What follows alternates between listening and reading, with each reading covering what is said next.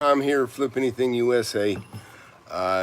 So it's a Saturday afternoon. I just finished my second class of my second group of mentoring that I just did. It was really good. It was really good. It was 4 hours of Q&A. So and that's kind of what's really cool is having people that are really anxious to learn and that appreciate the information. So if you don't know, I have a book, Wake Up and Smell the Real Estate. Been a top seller in real estate in Amazon and Kindle, and hey Delta, and also by popular demand, it's led to me mentoring people now, the people that love the book so much. And so I've been offered thousands of dollars to mentor people individually and even in some groups. And hey Alex, and but. Look, the information is valid. The information is really good, and I knew that from the beginning when I wrote the book. But I've always said all along, I have the founding members, and I let them have at a pretty decent price because I want to teach as many people as I can. But at the same time, it is work. Believe me, I'm working my butt off. But anyways, so just want to announce to everybody, let know if the price is going up. I told them I got to raise it up tonight on the website. So if anybody that's been on the fence, you can get in now. It'll be a little bit more tomorrow. Still a great deal, no matter what I raise it to. I'm never going to make it unfair, that's for sure. But anyways, I don't know if anybody's got any questions or anybody want to ask anything. I'm out, now I get to relax. Now I'm out in the sun and I get to enjoy myself. It's pretty hot outside. And so anyways, if anybody has any questions, anybody wants to talk about anything in real estate, I'm happy to. I'm just kind of glad it's the end of the day.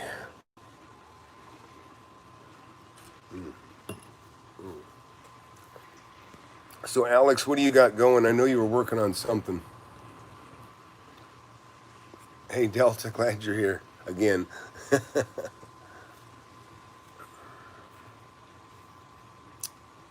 Oh, nice. You just sold your first flips. That's great, man. Vacant lots in Arizona. That's great. Near the border, huh? Yeah, wow, Mexican clientele. That's interesting. Very cool. Uh, I just spent so much time talking to the class here, but a lot of good things going on for me. I've been doing my bird dogging, and I just got another pretty good deal on the line. Pretty good deal. I expect it to be very profitable, and I don't have that one quite signed yet, but the ones that I am involved with, you guys know I got 5 acres. I'm paying about $1 million for that. I went and got a hold of the neighboring property. The guy that is actually, he's buying the 2 acres next to mine. He's got more frontage, less property. He paid about half as much for it. I wanted to buy his too. I wanted to combine them. And so I called him for 2 reasons. One, I wanted to know if he was really going to close, because if he wasn't going to close, then I was going to get a backup offer, slip a backup offer in there and come take it away from him if he slipped up. But he kind of convinced me he was going to close. So I told him, I says, hey, look, I said, maybe we can coordinate together when we develop. He's not in a big hurry. And I have assets already on the property that I can get rental income out of. So I'm not in a big hurry either. And by the way, talking about the current state of the economy with the market right now, what I have noticed is a lot of people are kind of going, and I'm going to move, guys. I got to get a little more shade, a little cooler breeze. A lot of people are, they're holding on. They're kind of waiting. It's not a good idea. I mean, I think you do what you're going to do. I got liquid enough with, I went ahead and made myself as liquid as I could be and be comfortable. And I got that liquidity. I got that enough cash on hand that I feel pretty good right now. And I think everybody should do that. I mean, I believe everybody should do that. Whatever that level is. But listen. The only thing I know for sure is I don't know when it comes to economic collapse or things getting better. Things are doing better than I thought they'd be doing right now. I thought that they would be worse than they are. There obviously has been some changes. I've liquidated, I've sold several houses now, and I sold them a little bit on the cheap, and I have no regrets because I have cash, which makes me sleep better, okay? Because I know I'm good. I know that. Yeah, so don't listen to Grant Cardone. Cash isn't shit. Cash is security, and something I can do that a Grant Cardone investor can't do is I can pull my money out. I can liquidate. I don't think you got that privilege if you got your money tied up in a fund. But uh, uh, anyhow, some of you it looks like you wrote something. Some of you have done some things. Let's see what you got. I apologize. I put my fingers in front of things. Hey, Heckmere.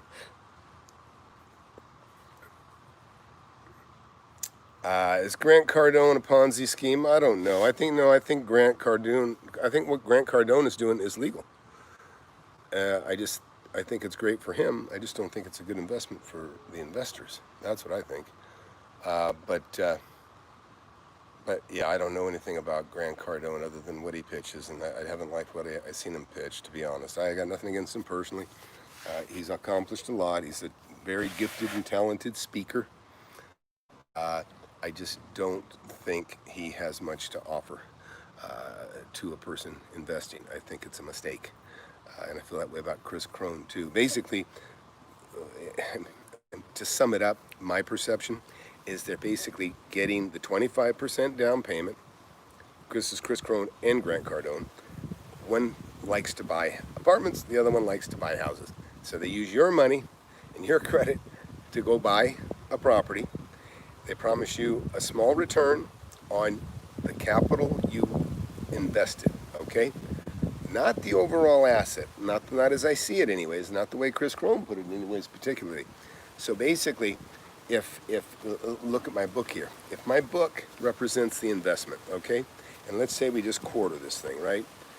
25% is cash. That's the investor's cash. The other 3/4 is borrowed, okay?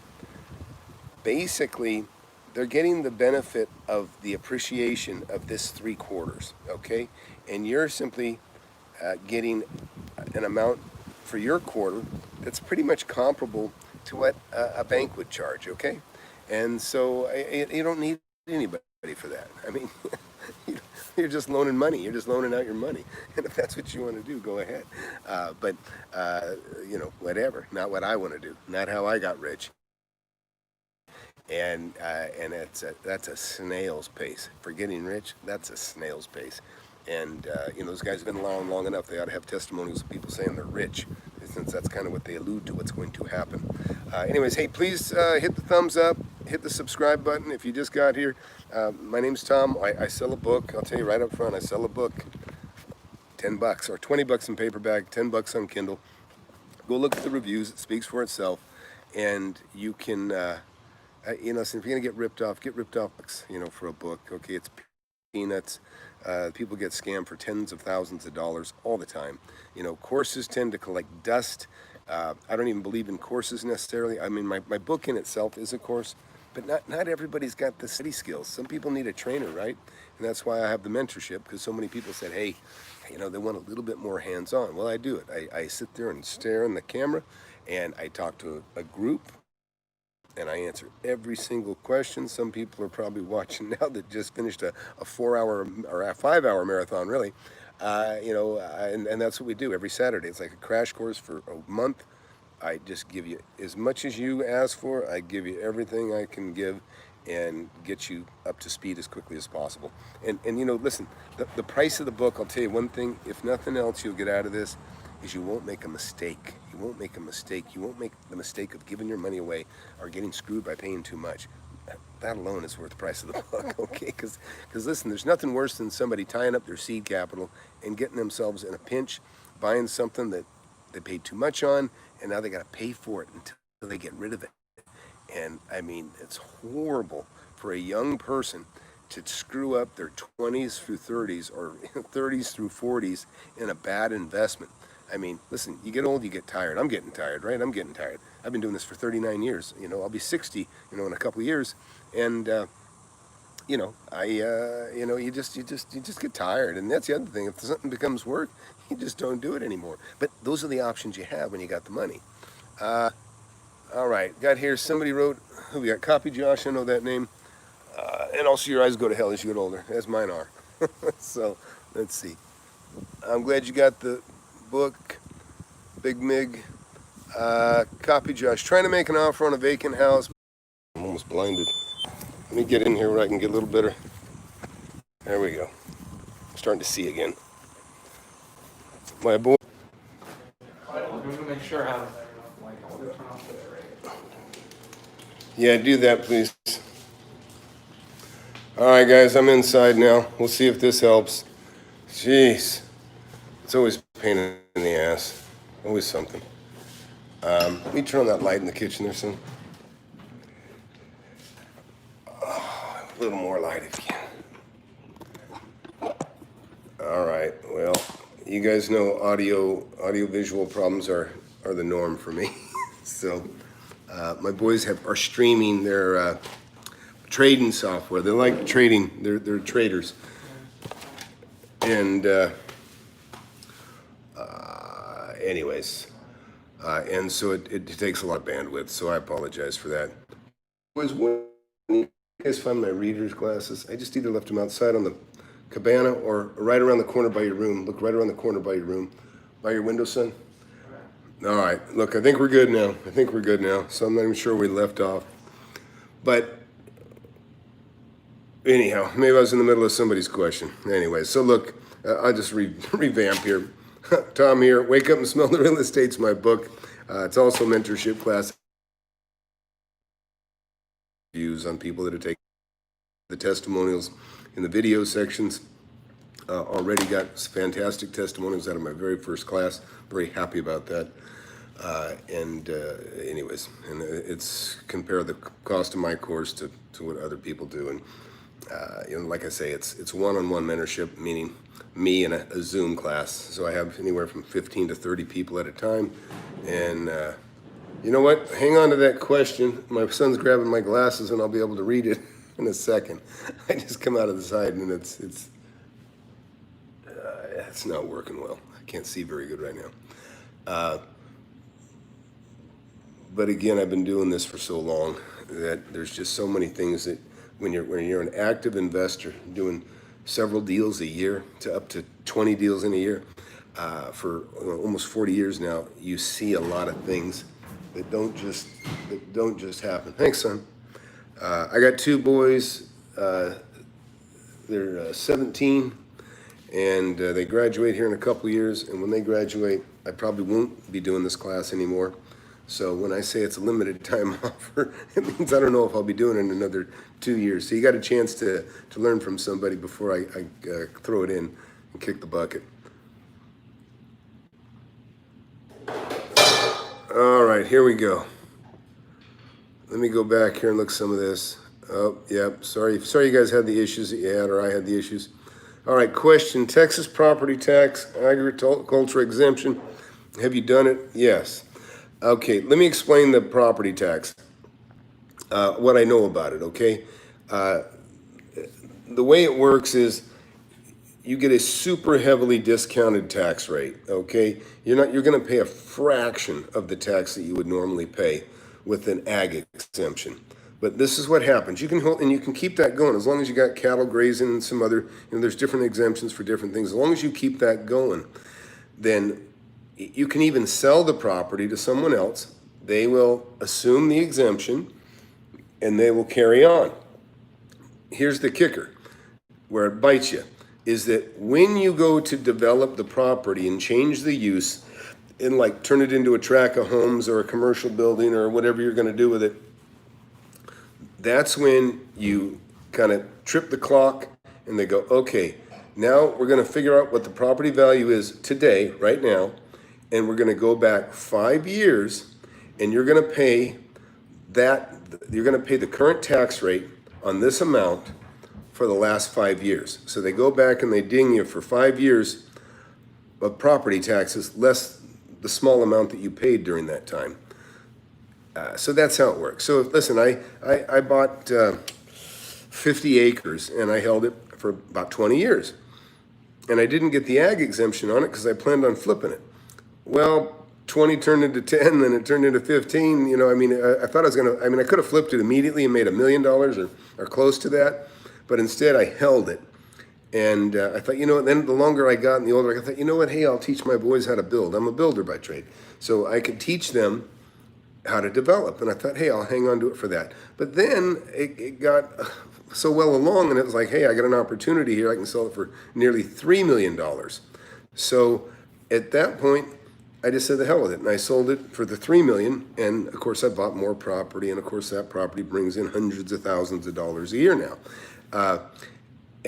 And you know, I've doubled that. I've doubled the value. I mean, whatever I sold the property for, it's closer to $6-7 million, just from that set of books, that investment, that particular entity that owned that land is now worth much more. In fact, you can look at a video I got called, I think it says 50,000 to 5.4 million. It's a good one to watch. Okay, Greg, I had to reapply for it when I bought the property, the exemption. Didn't go with the property in Denton. Yeah, I don't know. I'm telling you what I know. I'm not saying I know it all. Oh, travel and learn. Okay, good. Glad you're here. I think. All right. Okay, let's get back to Copy Josh. All right, Copy Josh, let's go back to your question, whatever that was. Oh my gosh. Okay, here's Copy Josh's question. Trying to make an offer on a vacant house, but elderly owners, kids, okay, yeah, they don't want to sell. Man, I've got somebody I've been beating up for years trying to get that to happen. And the bottom line is, at first I thought the kids were the ones that owned it. And they kept saying, no, we don't want to sell, we don't want to sell. And finally I found out their mother owns it.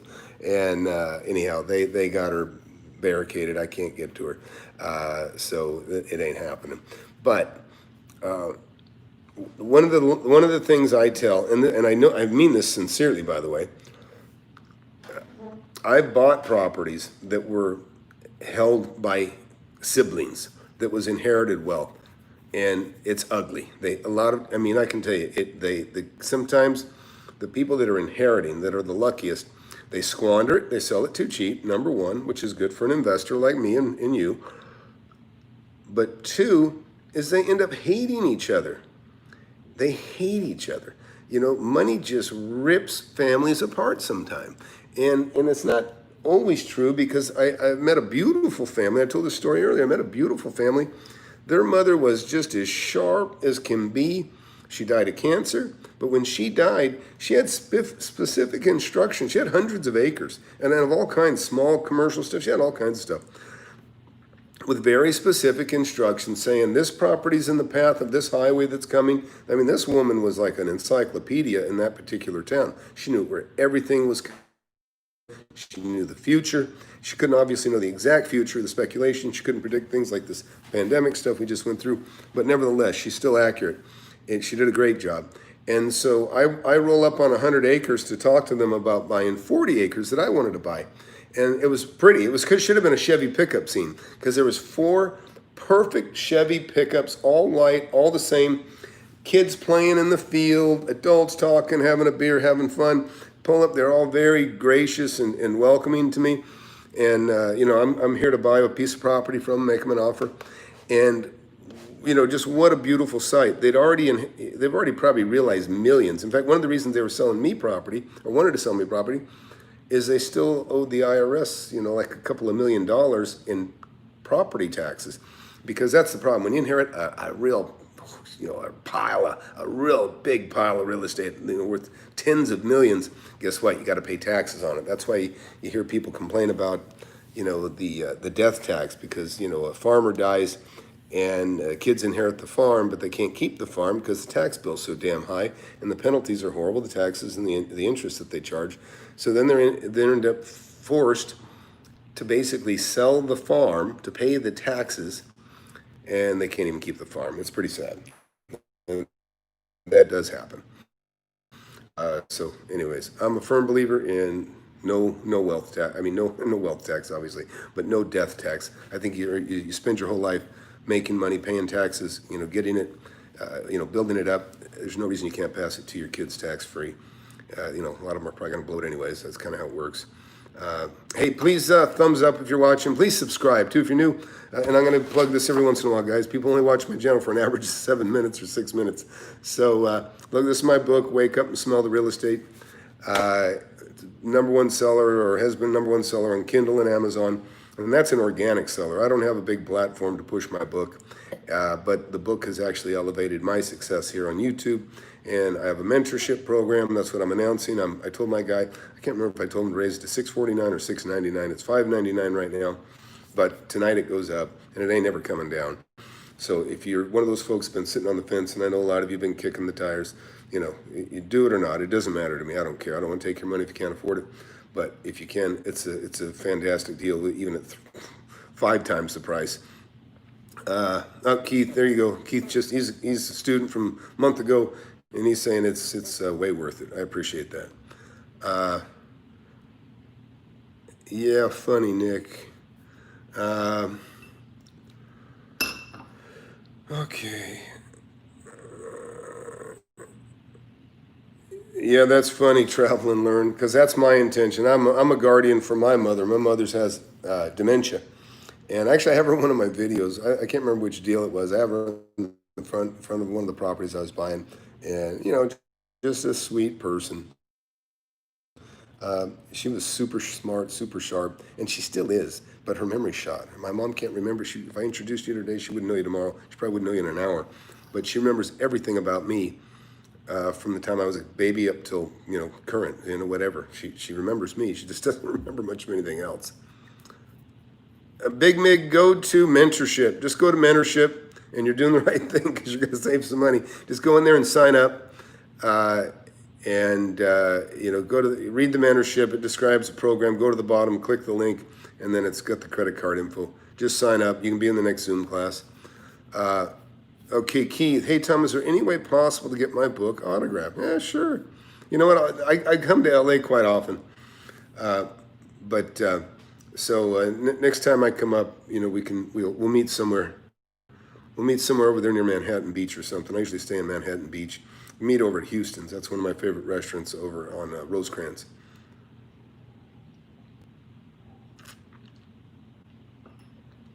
Cool, man. That'd be great. Love to meet you, Keith, in person. All right, Paul. Is this Paul from the Outback, down under? How can you be so sure you can sell in a remote area for value 20 to 30% more than what you paid? Well, because you buy it for 30% less than it's worth. That's how you know you can sell it for 20% more than you paid for it. Listen, he's not talking about a remote area. Look, my whole deal is I buy property under market. I buy it under market or I don't buy it. That's simple. And what people have a hard time grasping is that those deals are out there and that they do come up and that they regularly come up, but they do. Same things that happen in every city. There's 1,100 cities, I think, in California, I think maybe 1,400 in Texas, 600, I think, in Rhode Island or something. But the bottom line is the things that happen that cause opportunities are death, divorce, disease, depression, really even people that are just, death meaning people inherit property too. They piss it away, and inheritance, some people just don't give a rat's ass. They sell it. You guys have heard these commercials where they say, 1-800 cars for kids.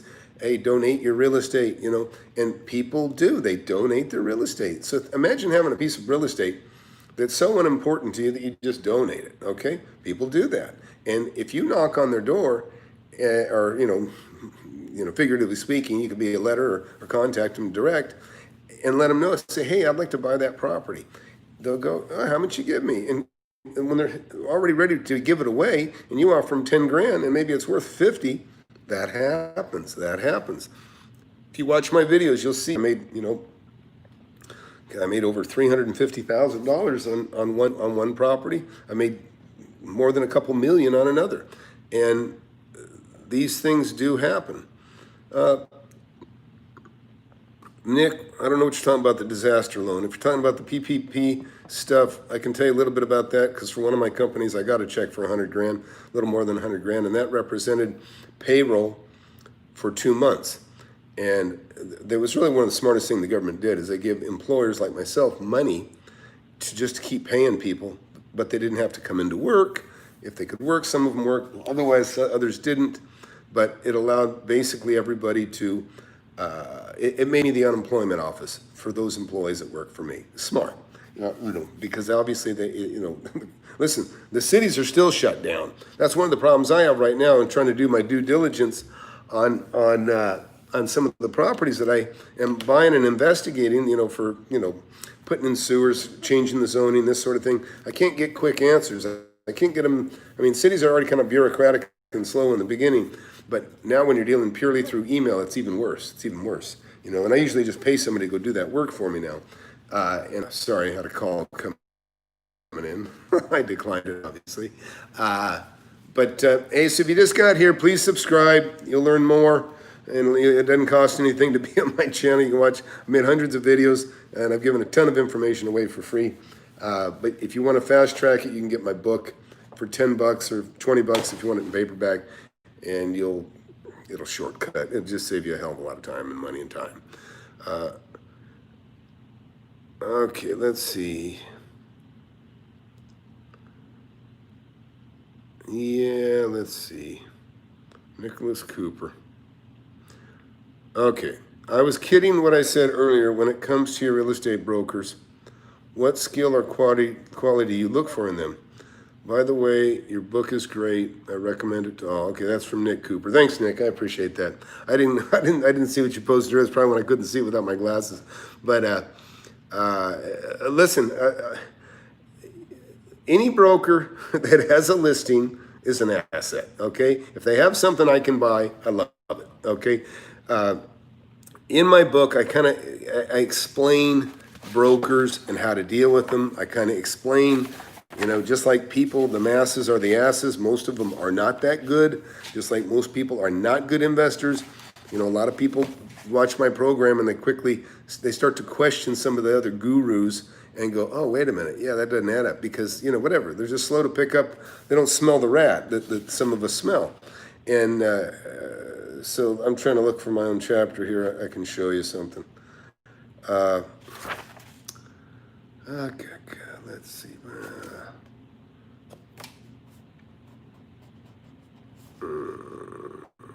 Okay. Now, chapter 5 about real estate agents and how to work with them. Okay, that's one of my chapters. Let me find that page real quick. All right. And listen, my book's a quick read. You can ask anybody that's in here watching. They'll tell you. So look, I talk about it in my book. I talk about the 80-20 rule, okay? The 80-20 rule. 20% of the people make 80% of the things happen. 80% of the people make 20% of the things happen, right? So sometimes, listen, Nick, sometimes it's good to have a sharp agent that you can network and talk to, and you gain their trust. And I send listings to agents. If I can't buy a property cheap, I just take that seller and I say, hey, I tell my, an agent that I know, I say, hey, this guy wants to sell, not cheap enough for me, but maybe you can sell it for him. I connect them. They're very gracious later, they help me how they can. Maybe they give me a pocket listing, show me what's coming on the market in their office before anybody else knows, gives me a chance to make an offer on it before anybody else. That's all great stuff. But basically, I go into profiles of agents. One, hardworking, shrewd, unsociable. They're smart. A lot of times they got their own stuff going on. You got to be careful because they can be your competition. Then number 2 is, again, hardworking, shrewd, very likable. Some people are people, some other ones are not. And I even explained to you what kind of relationship you should have with them. Very cordial with those ones. Again, very cordial with profile 2 as well. With the first one's little to none, because they can hurt you. But then you got the 80% of the agents, the one that don't do much. Sometimes they can be great. Sometimes a listing just falls in their hand and they sell it too cheap. That's the best thing in the world. And that happens a lot. And I tell the story all the time about a guy that he overheard 2 farmers talking, found out there was going to be a sale. He shows up at the farm. He's the only one there. It's him, the 2 kids, because their father died, and this dodo agent out of Century 21. And she basically he just said, he said, I'll give you $1,000 an acre, 160 acres. The acre, that's a good deal. And then they took it, and the agent, she didn't know anything about land. She said, oh, okay, great, I'll write it up. She wrote it up. That was the most nervous 2 months that builder, it was a builder that bought it. After that, he was just an investor. He bought that, and before it was even closed, he had somebody wanted to give him $2.8 million for a piece of it. And that's what happened. He sold one piece for, I think, $2.8 million, the other piece for $2.5 million. He made over $5 million in just a few months on that deal. And then he went to Oregon and he bought 10,000 acres. And then he got, somebody bought that from him, they logged it, and then they sold it back to him for less than they bought it from, because they just wanted to log it and take, they clear cut, they take some, they leave some. Anyways, a lot of ways to make money.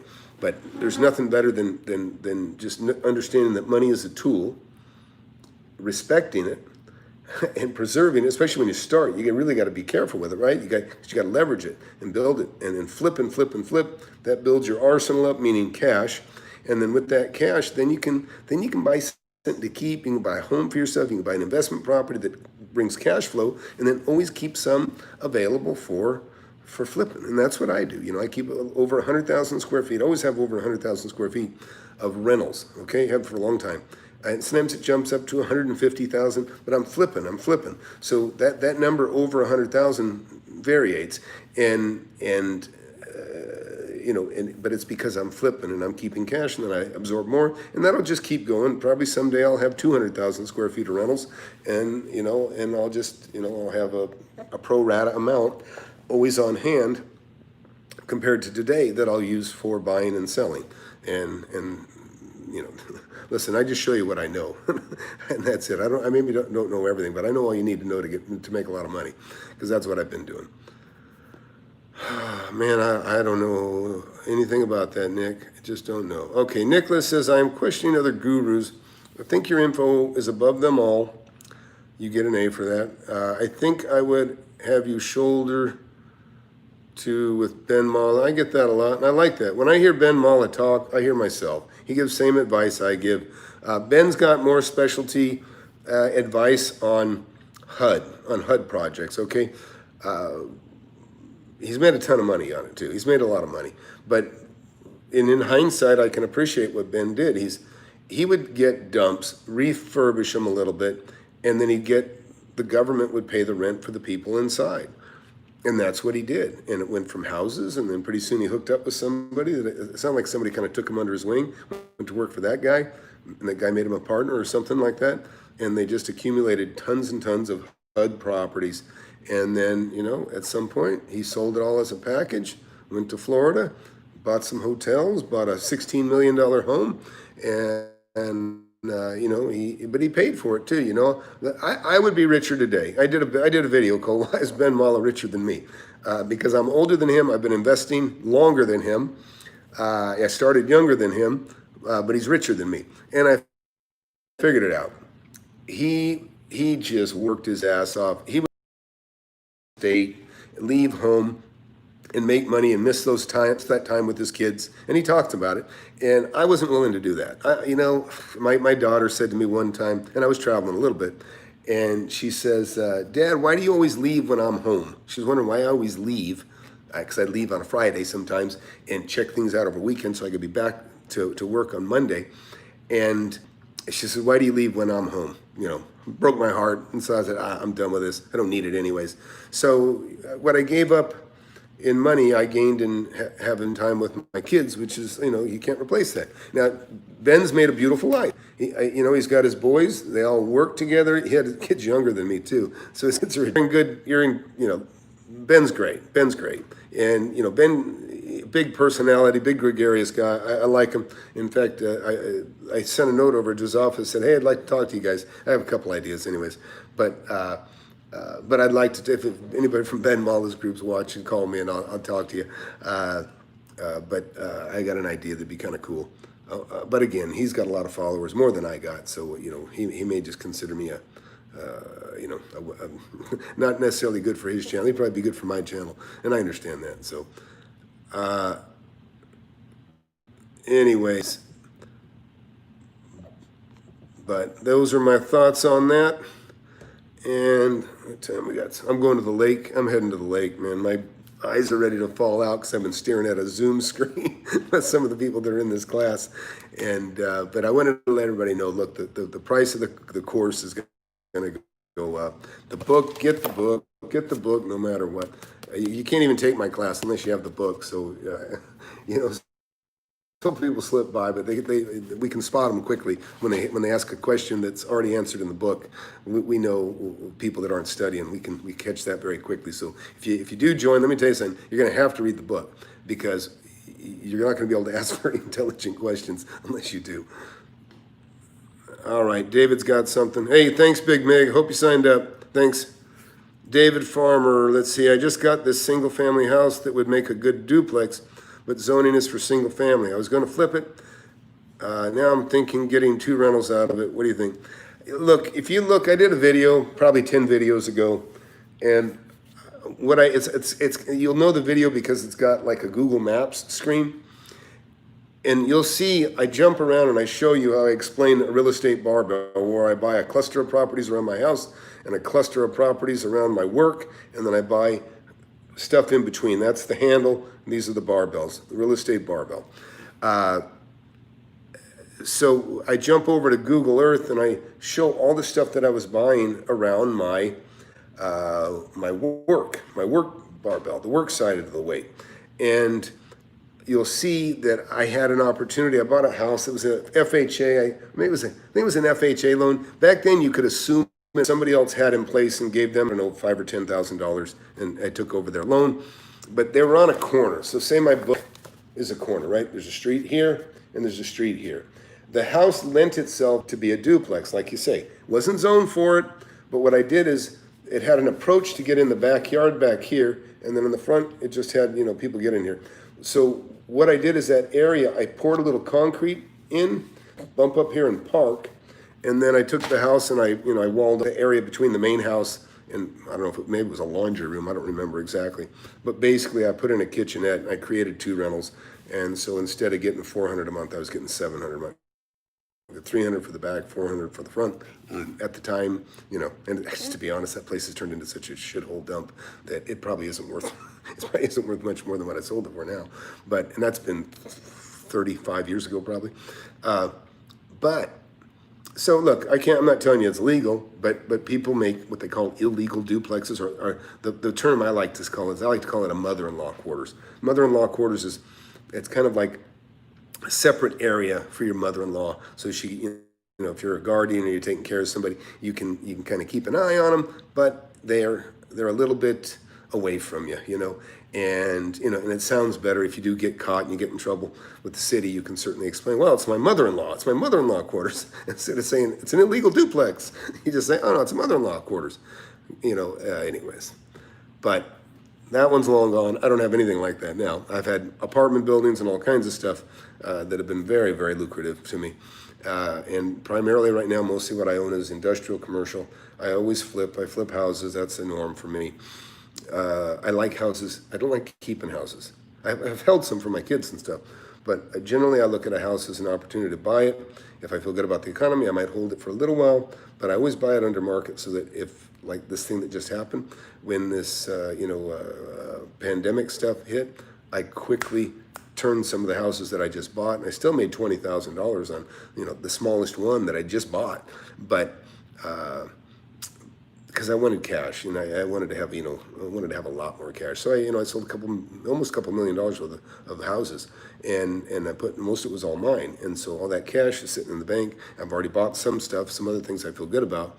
But I wanted to get rid of those. See, houses, unfortunately, they're driven by emotion, so the values can go through the roof. I have houses that I planned on turning into commercial, but now they're more valuable as houses than they would be if they were commercial, because a commercial property gets valued at the income it generates. Okay, it's simple math. Multifamily, apartment buildings, even duplexes should be. Some people live in half a duplex, so it's not 100% exclusive on duplexes, but pretty much anything multifamily, commercial, office, industrial, those things are valued on what their cap rate is. Well, how much money do they return at the end of the year? If you paid cash for it, what would be the net income at the end of the year? That's your cap rate. You can do the math on that. But a house, it doesn't work that way. A house is, how badly do you want to live here? That's how. In other words, that's why you can do an appraisal on a property based on its income when it is multifamily, commercial, industrial, all those. But you can't take the income approach on a house. It doesn't apply, because I can have a house that brings in $2,200 a month that's in a $250,000 neighborhood, and I can have another house that rents for $220,000 that's in a $500,000 neighborhood.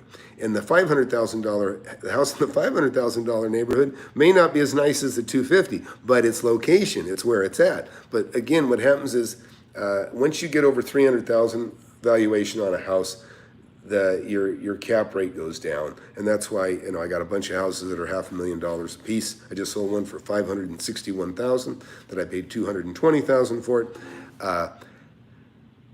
I would much rather take that $560,000 and buy a $560,000 commercial property, because it'll give me a much higher return per dollar. And so anyways, that's how that works.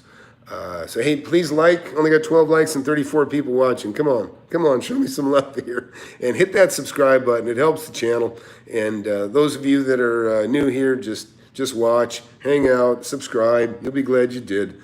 It doesn't cost you anything to watch.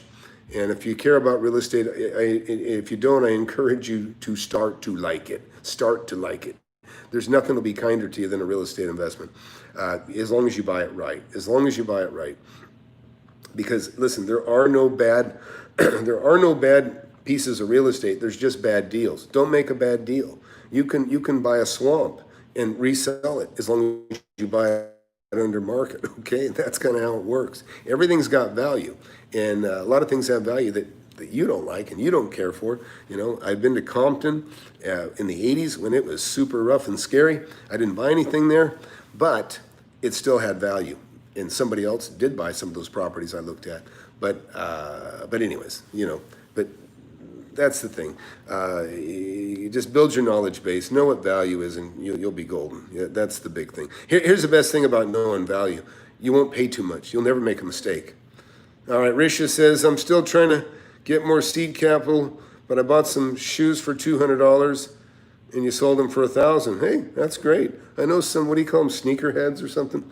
Actually, one of my boys was doing that. He was ordering sneakers, brand new sneakers, and he'd have them sold before they even landed at the house. And he'd be sending them out the very same day they came in.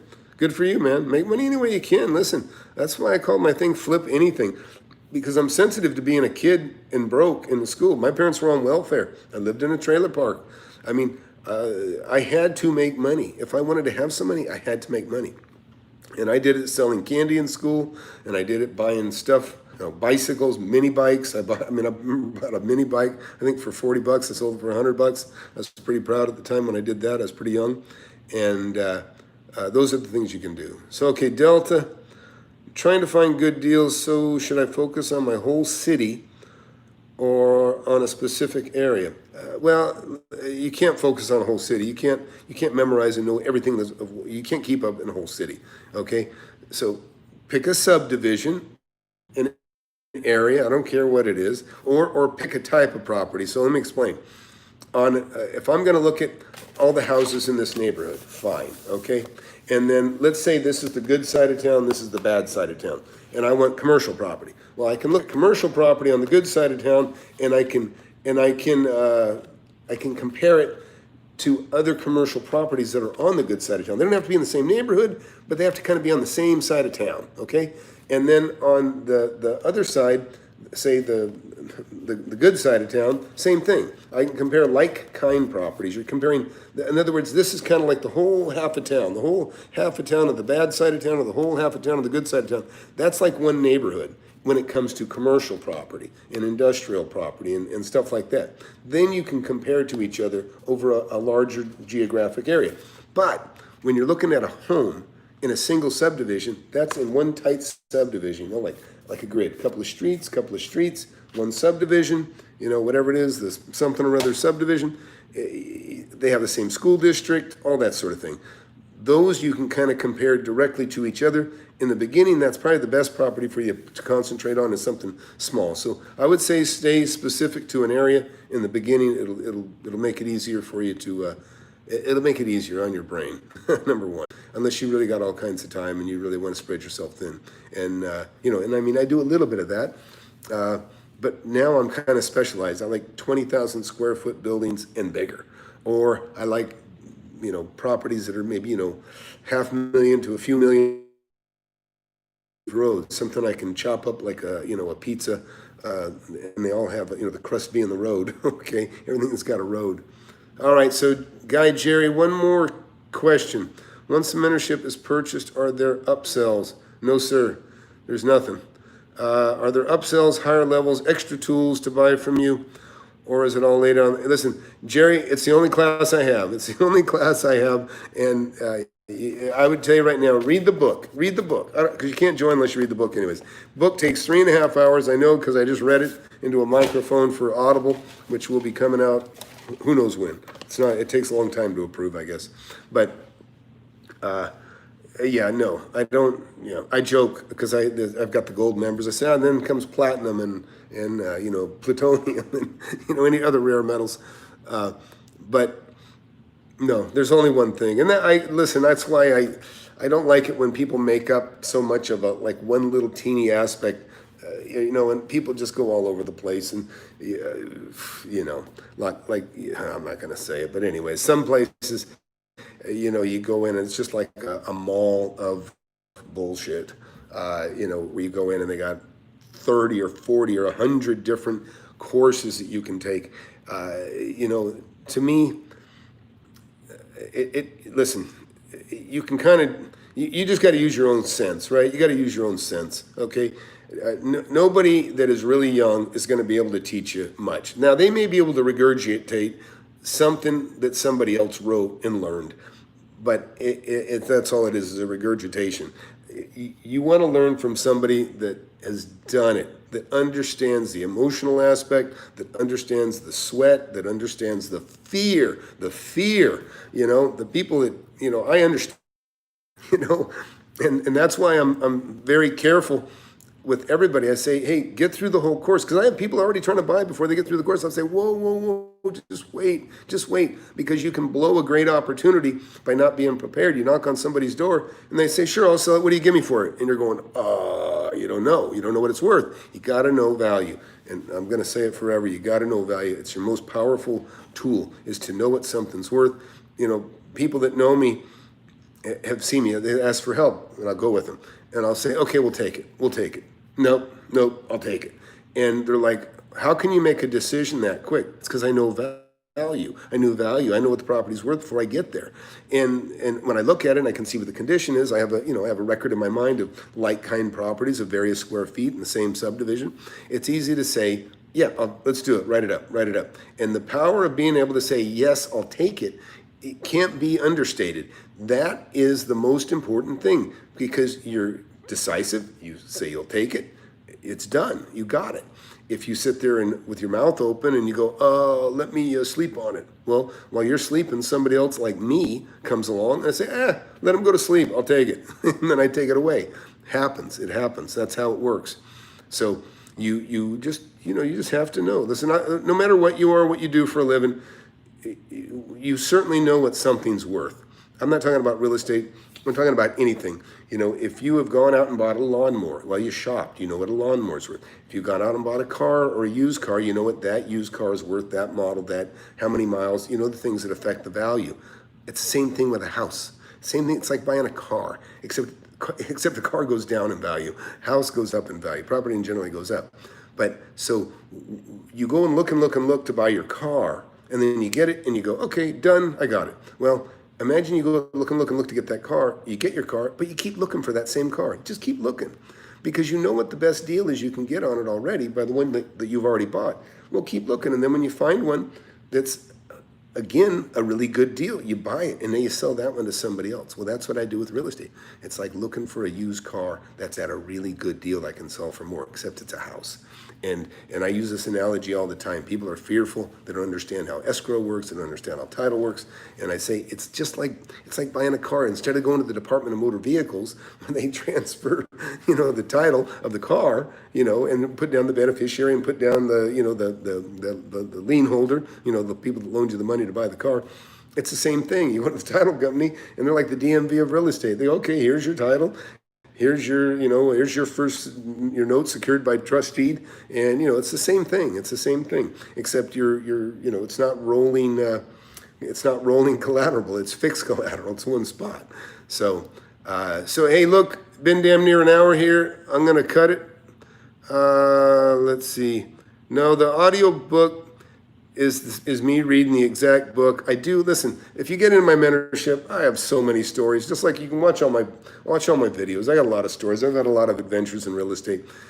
But in the audiobook, I go off script here and there, and I say, hey, I'm gonna go off script, and I'll talk about something relevant to that chapter. That's the other beauty of my book, by the way, is in my book, you'll see, like at the end of a chapter, that is a YouTube link right there. If you're in the Kindle, you just click it, and it takes you to a relevant story, like I'm talking to you now, about that particular subject in the book. It's like an old toy. You point to the subject and you pull the string. Okay, but in this case, you go through the book and you click on the link, and you get more information that's relevant to your subject. Super important, super valuable. So look, get the book for $10-20. And you know what, if you don't like it, I'm sure you can send it back. And I don't think anybody makes that offer on anything, but I know you can, because I sell it through Amazon, and they probably take anything back. And, so I don't care. And I've never had one returned, by the way. But so I'm going to call it quits, guys. Jerry, thanks for the question. Okay, it's Guy. Sorry. Guy, we talked out the other night. Oh, yeah, sure, I remember. Response man, gonna pull up. Good, man, dude. Pull the trigger, guy. Listen, $600 is peanuts compared to what you're gonna learn. And I can tell you what, even if you never buy anything after taking my course, I know one thing: you're not gonna be anybody's fool. Okay, you're not gonna be anybody's fool. You're never gonna get taken advantage of. And I'll tell you, one of the coolest things is so many of the people that join my mentorship are over 40. Okay, 40, 50, and older. And I've got young guys too. But it's cool. But I'll tell you, when having people that are already established, that have lived some life, they can see, they know bullshit when they see it, and they know authentic when they see it. And people wonder, well, why don't you do something with this guy and this guy? Well, a lot of these people I don't like them. I don't want to be associated with some of these people, to be quite honest. I just don't. I don't want to be associated with somebody that I think is sketchy, or not real. All right, so we got Real Jams. Thanks, Tom. I'm reading the book now and plan to join the mentorship once I'm done. Okay, we'll try to read it. It takes 3.5 hours. Read it before midnight or 9. I think 9 p.m. I told him to flip the switch. It's going to go up. Even if it goes up, don't worry. It's still worth more than, I could add $1,000 to the price. It's still worth way more than that. Just get it when you can afford it. I don't want anybody, listen, no pressure, okay? You can watch my videos for free. It just takes longer. This is kind of like concentrate, right? It's concentrate. And the mentorship is even super concentrate. So, but anyways, hey, thanks. I always appreciate your time. I really do. Please subscribe. Please like. Get the book. Listen, get the book. I'm sure if you don't like it, you can send it back, but you're going to love it. No, it's just silly. If you got any interest at all, if you have any interest in real estate at all, let this be your first stepping stone. It costs peanuts compared to the ones people try to con you into that are very, very substantial. They're taking away your capital. You need that seed capital. That money's so important to get started. That money is what you need to put down. So, hey, I'm going to say goodnight. Thanks for watching. And, watch other stuff and whatever. We'll see you later. Subscribe.